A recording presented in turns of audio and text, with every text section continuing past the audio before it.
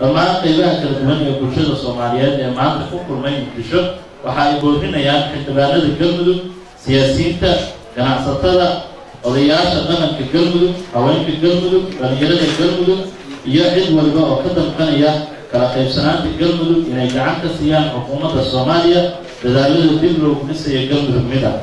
haddaba si loo helo Galmudug ku dhisan sinaan cadaalad waxa ay ku baaqayaan in lagu garabsiiyo dowladda federaalka Soomaaliya dadaalada dib u heshiisiinta ee haatan ka wada Galmudug taas oo horseedi karta in la helo isku duubnida bulshada Galmudug.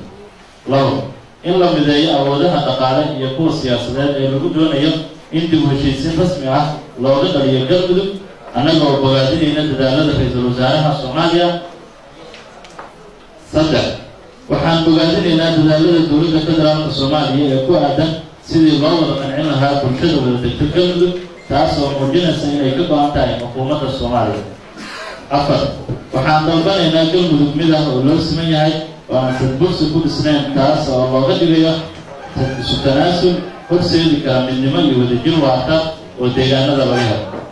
ballanqaad dhalinyarada, siyaasiyiinta, odayaasha dhaqanka, culimooyinka, ganacsatada iyo dhammaan dadkii ka soo qaybgalay kulanka Muqdisho ka dhacay waxa ay ballan qaadayaan in ay mar waliba ku taageerayaan ra'iisul wasaaraha xukuumadda federaalka Soomaaliya Xasan Cali Khayre dadaaladooda. dhalinyarada Muqdisho waxa ay soo dhaweynayaan aadna u bogaadinayaan kaalinta muuqata ee ra'iisul wasaaruhu siiyay dhalinyarada Soomaaliyeed ee ku nool Galmudug. 3.